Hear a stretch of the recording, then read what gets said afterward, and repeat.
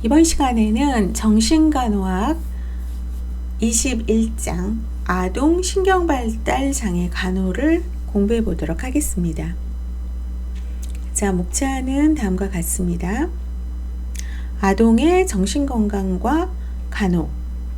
아동기는 안정적인 어태치먼트가 무엇보다 중요한 발달 과제인 영유아기를 거치면서 성격의 기초가 형성되는 시기입니다. 그래서 타인에 대한 관심, 적절한 사회적 태도, 기본적인 도덕성, 성별에 대한 차이인식이 어느 정도 이루어지죠.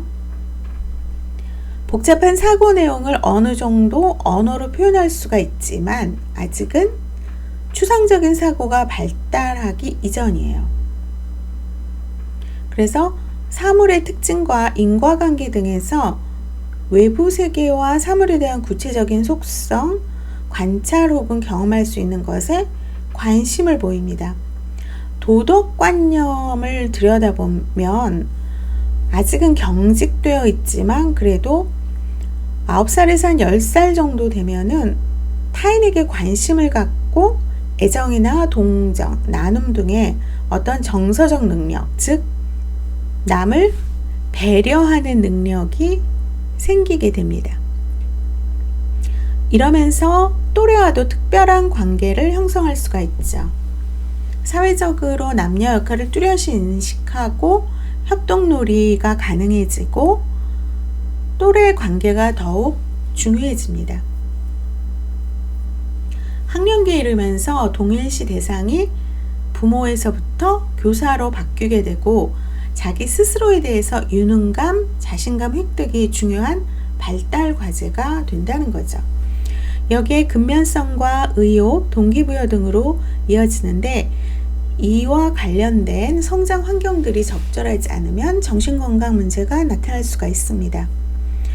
아동의 정신장애는 성인기의 정신장애와는 다르게 아동과 부모 모두를 통합적으로 고려해야겠죠. 아동에게 보이는 증상은 발달 단계와 높은 관련성을 보입니다. 어릴수록 심리적 어려움이 신체적인 변화로 나타나기 쉬워요. 신체 자극에 대한 반응도 크다는 거죠. 아직 발달 과정 중에 있기 때문에 표현이 매우 단순하거나 증상이 있어도 설명할 수 있는 추상적 인지 능력과 언어 표현이 부족해요. 그래서 산만하게 돌아다니거나 멍하게 앉아있거나 단순한 울음으로 표현될 수 있습니다. 아동에게 보이는 행동 특성이 정상적인지 혹은 병리적 증상인지 구별하는 것이 단순하지 않은데 1살 아동에게서는 정상적인 것으로 보일 수 있는 행동이더라도 다른 연령대에서는 이게 정상적이지 않은 부적응적인 행동으로 보일 수 있습니다. 아동이 발달 과정 중에 있음을 충분히 고려하지 않아서 증상을 제대로 이해하지 못하는 경우에는 치료 방향이나 간호 방침의 오류로 이어질 수가 있기 때문에 아동을 간호할 때는 세심한 관찰과 이해 그리고 면밀한 기술이 요구가 되겠죠. 아동은 자신의 행동이 문제인지 잘 인식하지 못하고 타인에게 원인을 귀인하거나 돌릴 수가 있어요. 그래서 아동은 부모에게 의존할 수밖에 없고 부모가 아동에게는 생명줄이에요. 그렇기 때문에 영향을 많이 받기 때문에 부모와의 관계가 증상에도 반영될 수 있다는 거예요. 아동에 대한 기대 수준이 아동의 능력을 넘거나 부모의 양육이나 교육 방법이 아동과 맞지 않을 때 아동을 변화시키기 위한 부모의 부적절한 노력이 가해지면서 아동의 정신건강에 영향을 주기도 하고 아동의 행동이 부모나 양육자에게 또 많은 스트레스를 줄 수가 있겠죠. 아동은 부모 또는 케어기버, 즉 양육자의 의지에 따라서 치료를 받게 되기 때문에 이들은 아동의 치료 과정에 매우 중요한 동반자예요. 특히 소아정신과 같은 경우에는 부모를 데리고 오라고 할 수밖에 없죠. 이에 대한 부정적 편견이나 비난을 배제하고 공감적 태도와 치료적 관계를 유지를 해야 돼요. 예를 들면은 내가 아이를 낳아서 키워보지 못한 사람은 그거에 대해서 전혀 공감할 수가 없어요. 아무리 공감한다 하더라도 특히 결혼을 하지 않은 한 20대, 30대의 어떤 간호사들 같은 경우에는 이렇게 얘기를 할 수가 있겠죠. 어떻게 저런 아이가 났을까? 어떻게 아이를 저렇게 뿐이 못 키웠을까? 자, 그러한 시각과 편견을 우리 간호사들은 배제하고 일단은 치료적 관계를 유지하려면 공감적 태도를 보여주는 것이 좋죠.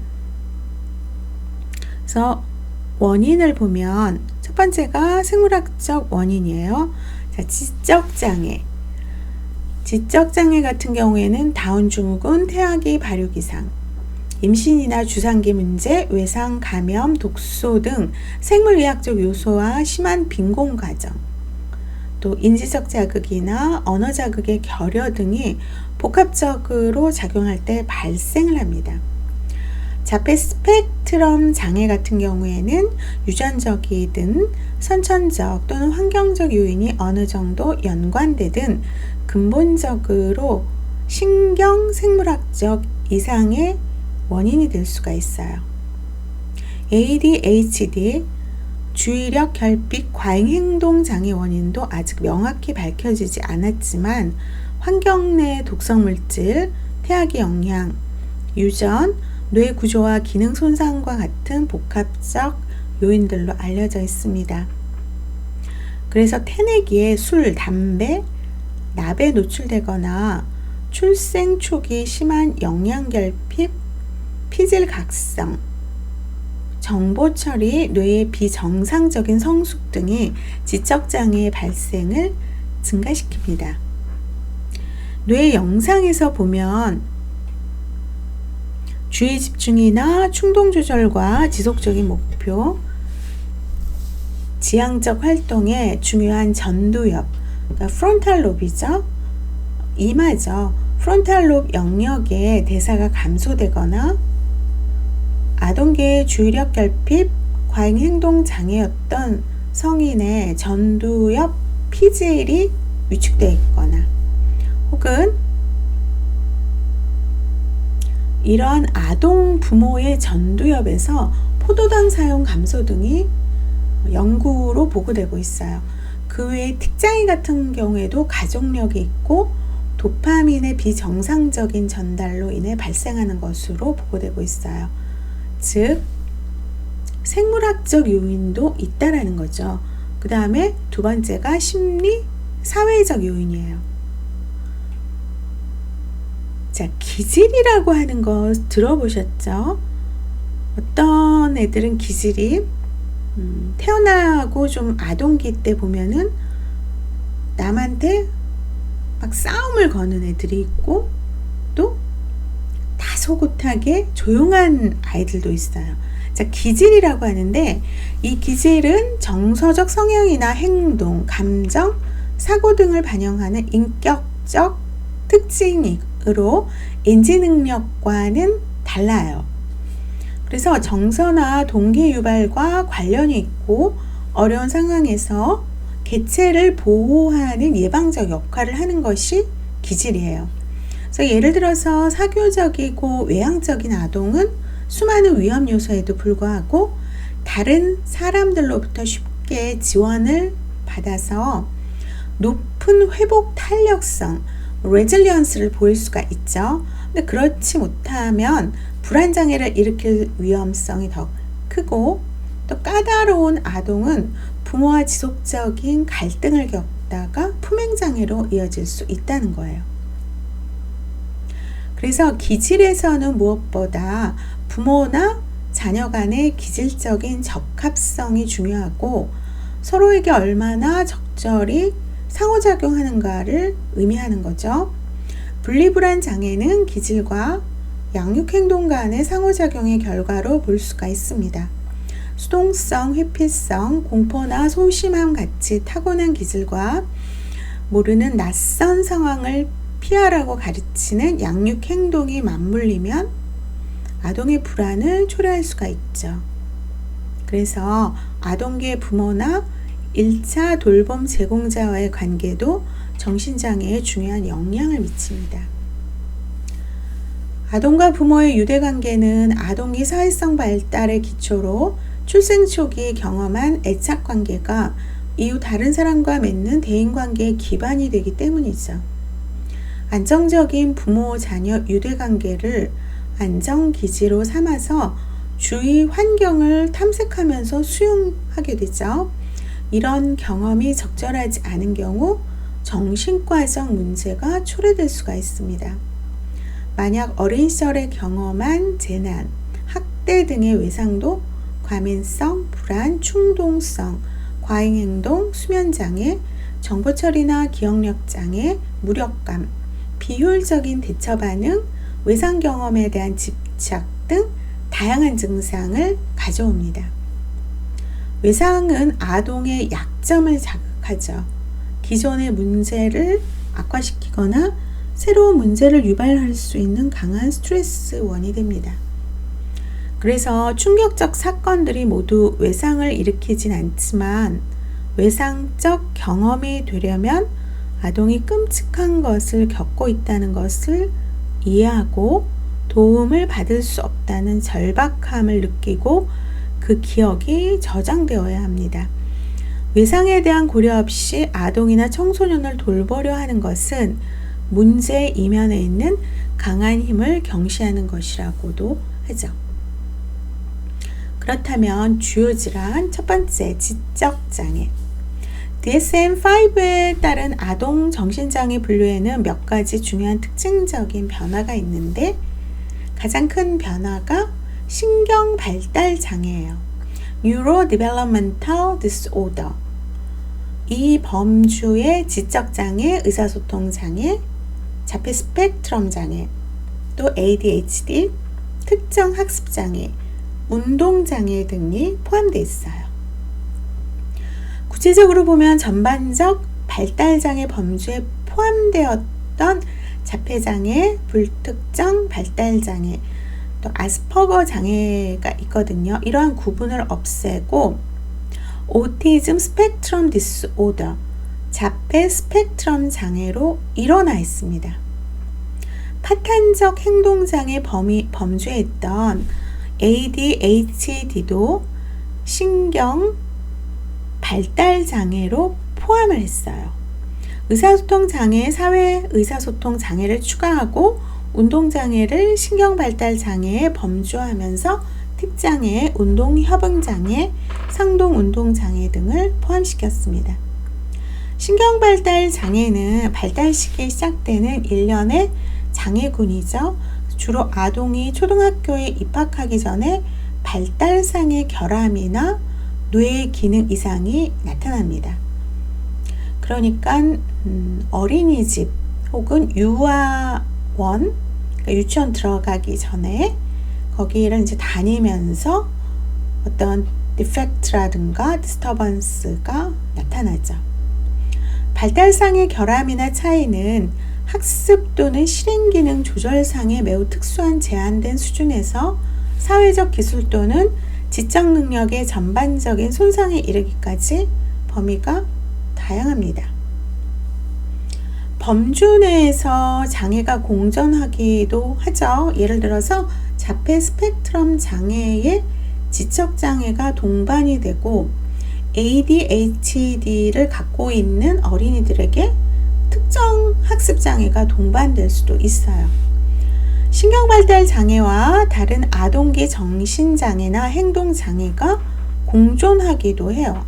자폐 스펙트럼 장애에 불안장애가 흔히 나타나고 ADHD의 적대적 반항장애 혹은 틱 등의 운동장애의 강박장애가 동반될 수가 있습니다. 그래서 음,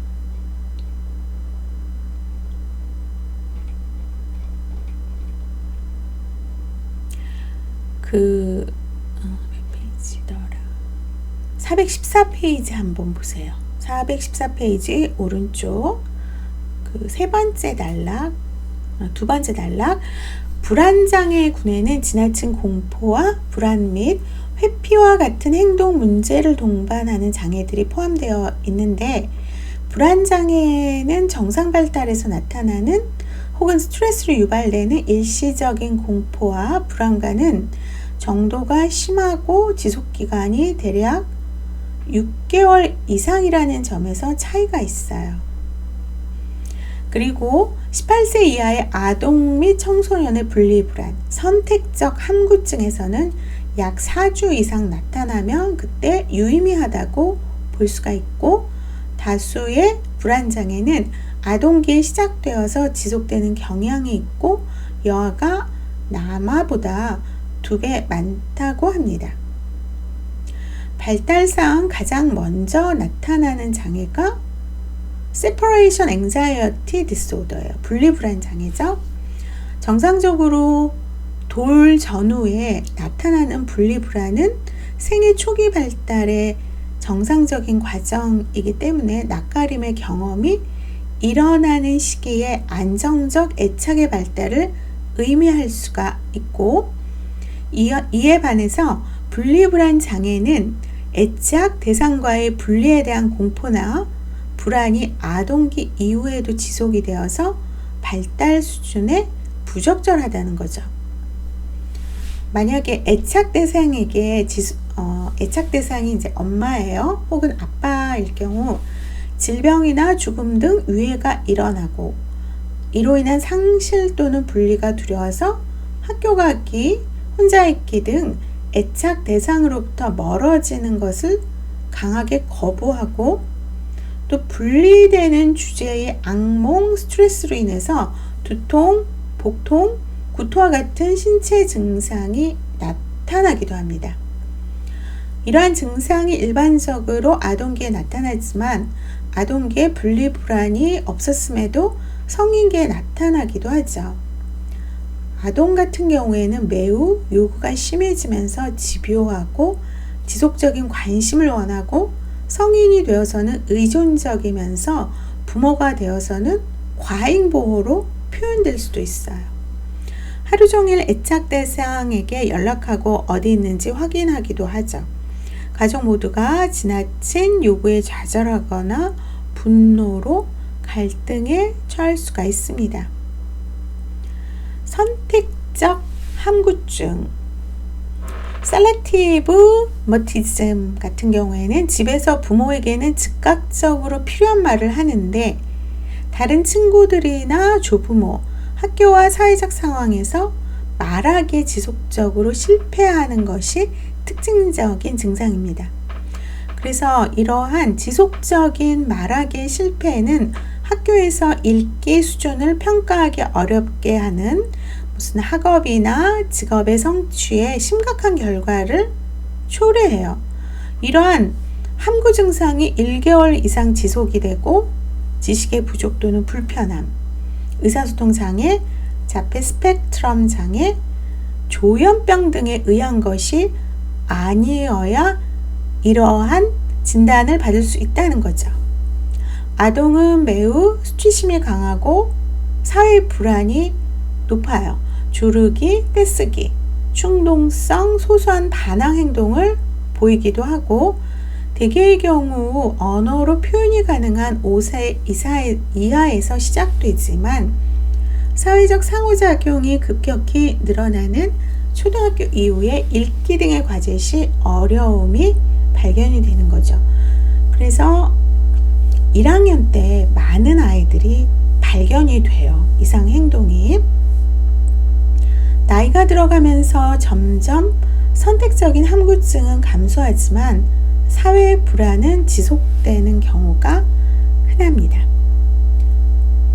독립된 범주인 배설장애군에는 소변과 대변에 부적절한 배설이 모두 포함이 되는데, 에뉴레시스, 유뇨증이라고 하는 것은 침대나 옷 등에 자발적으로 또는 의도적으로 소변을 보는 거예요. 약 3개월 동안 주 2회 이상의 빈도를 보이거나 임상적으로 유의한 스트레스나 학업 또는 다른 중요 기능상의 장애가 있는 경우 진단될 수가 있죠. 그 다음에 이 유뇨증 같은 경우에는 아동의 사회활동 참여에 미치는 제한의 정도와 아동의 자존감에 미치는 영향, 또래들의 반응, 돌보는 사람들의 분노감, 처벌, 거부감 등에 따라서 달라질 수가 있습니다. 그래서 먼저 신경성 방광 혹은 다뇨증과 같은 그러한 이상이 없는지 확인을 해야 돼요. 그 다음에 엔코프레시스 유분증, 반복적으로 대변을 옷이나 바닥에 보는 것으로 3개월간 적어도 1개월당 1회 사건이 있어야 합니다. 제 주변에 이러한 아이가 있었어요. 초등학교 1학년 때. 그래서 결국은 정신폐쇄병동에 입원을 했어요. 입퇴원을 반복하고 그랬는데 어쨌든 발달 연령 4세 정도 이후에 진단이 가능하고 다른 신체적 원인이나 약물에 의한 것이 아니어야 하죠. 유분증이 고의가 아닌 경우는 대부분 변비, 대변이 장에 꽉 차 있음 등과 관련이 있겠죠. 변비는 특정 장소에서 배변하기에 대한 불안, 또 수분 섭취 부족, 갑상선 기능 저하, 약물 부작용 등에서 생길 수가 있고요. 그리고 이러한 변비가 장파열, 또 데피케이션 할 때 통증 유발 등으로 대변을 보유하게 되죠. 아동은 부끄러워하면서 당황스러운 상황이 발생할까봐 캠프나 혹은 학교 가기 등을 거부할 수가 있습니다. 변이 소량씩 묻어서 번지는 것은 고의적이거나 비자발적일 수가 있고 무의식적으로 나오는 대변을 청소하거나 숨기려는 아동의 시도로 볼 수가 있습니다. 유분증과 만성변비가 있는 아동은 유뇨 증상을 동반할 수도 있어요. 요로의 리거지테이션, 역류가 동반되어서 만성 요로 감염을 유발할 수가 있는데 이러한 증상은 변비 치료로 완화될 수가 있죠. 자, 그러면 주요 질환 첫 번째에 이제 지적 장애 봅시다. Intellectual Disorder, Intellectual Developmental Disorder라는 진단명은 기존에 정신 지체로 분류해왔어요. 예를 들면 Mental Retardation. 그러다가 2013년 DSM-5로부터 전문가 집단의 의견을 반영해서 사용되기 시작을 했죠. DSM-5에서의 지적장애 진단 기준을 살펴보면 지적장애는 발달 시기에 시작이 되어서 개념, 사회, 실행 등 세 영역의 지적 기능과 적응 모두에 결함이 있는 상태를 말합니다. 먼저 지적 기능의 추론, 문제 해결, 계획 세우기, 추상적 사고, 판단, 학습, 경험 학습 등의 결함이 표준화된 지능 검사와 임상적 평가로 확인이 되어야 됩니다. 그리고 적응 능력 보면 일상생활에서 배우고 행하는 개념적, 사회적, 실행 기술의 총칭의 결함이 해당 연령 수준의 발달과 사회문화적 수준에 도달하지 못하고 다양한 환경에서의 적응을 위해서는 지속적인 도움이 있어야 합니다. 심한 수준의 지적장애가 있는 경우에는 검사나 측정이 어려울 수 있겠죠. 지능 검사 실패가 발달이 전혀 없거나 적응 기술이 없다는 것을 의미하지는 않는다는 것에 이제 주의를 해야겠죠. 지적 능력과 사회 적응도는 시간의 흐름, 교육과 학습, 재활 훈련 등을 통해서 긍정적인 변화가 가능해요. 한마디로 말해서 만약에 그 반에서 이제 꼴찌를 한다. 그런 애들도 어떻게 해야 돼요? 가르쳐야 돼요. 시간이 흐르면서 뇌가 발달을 하니까요. 25세까지 뇌는 계속 발달을 하죠. 유아기에는 특히 지능 점수가 불안정하죠. 발달 시기에 따른 재평가가 필요합니다.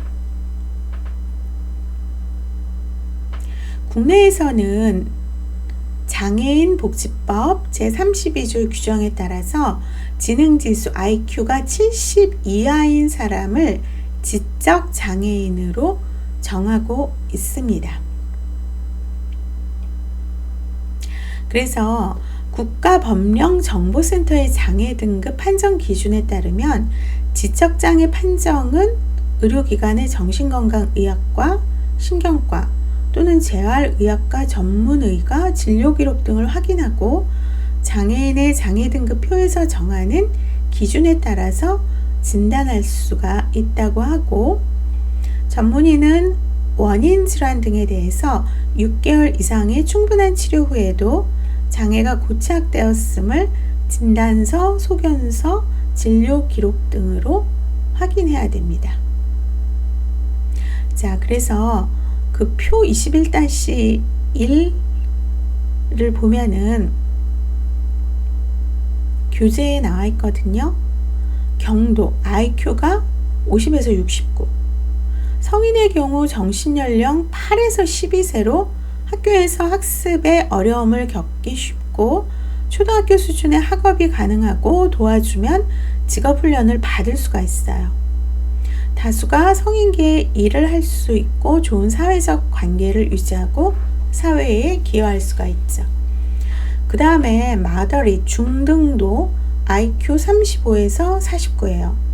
성인의 경우 정신연령 6에서 9세로 아동기에 현저한 발달 지체를 보이지만 어느 정도 스스로 자기관리가 가능하고 적절한 의사소통과 학업기술 습득이 가능하죠. 초등학교 2학년 수준까지 학업을 수행할 수 있고 사회생활에 다양한 도움이 필요합니다. 고도 severe IQ가 20에서 34예요. 성인의 경우 정신연령이 3에서 6세로 지속적인 도움이 필요하고 적절한 의사소통이 불가능하고 운동기능에 부조화가 있어서 위생관리나 말하는 것도 배워야 하고 세심한 관찰하에 간단한 작업이 가능합니다. profound라고 해서 IQ가 20 미만을 최고도로 분류를 하는데 성인일 경우에 정신연령 3세 미만이죠. 의사소통, 운동기능, 배변 조절, 자기관리 등에서 심각한 제한이 있습니다. 자, 그러면 국가법령정보센터에서 지적장애 장애 등급을 1급은 IQ가 35 미만이에요. 그래서 일상생활과 사회생활의 적응이 현저하게 곤란해서 일생 동안 타인의 보호가 필요한 사람. 2급은 지능지수 IQ가 35 이상 50 미만인 사람으로 일상생활의 단순한 행동을 훈련시킬 수 있고 어느 정도의 감독과 도움을 받으면 복잡하지 않고 특수기술을 요하지 않는 직업을 가질 수 있는 사람. 3급은 지능지수가 50 이상 70 이하인 사람으로 교육을 통한 사회적, 직업적 재활이 가능한 사람으로 규정하고 있습니다.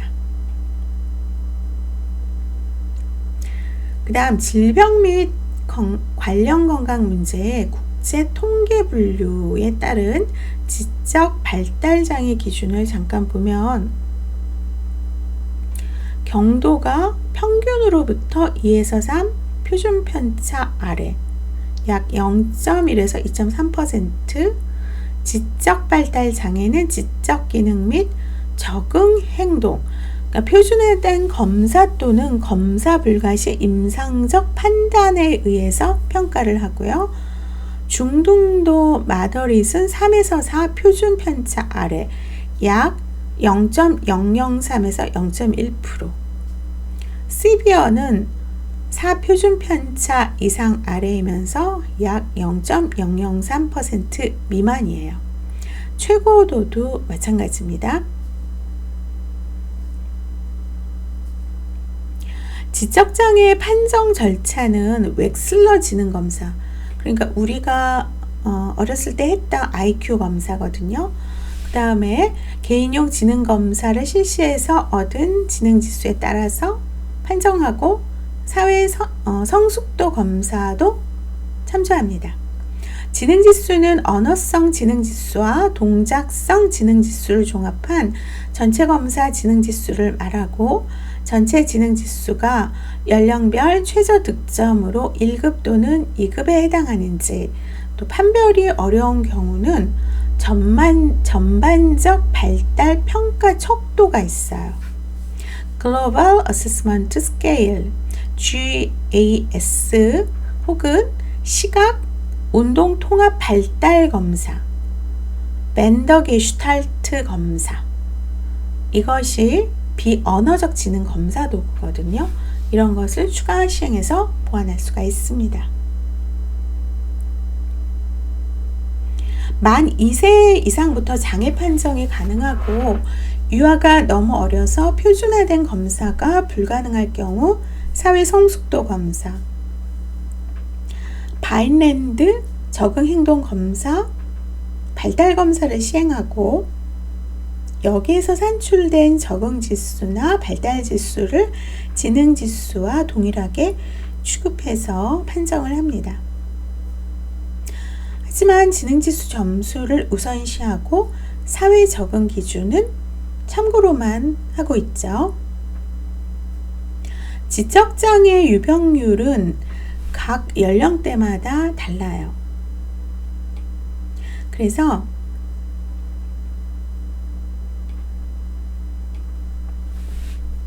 전체 인구의 유병률이 한 1% 정도라고 하죠.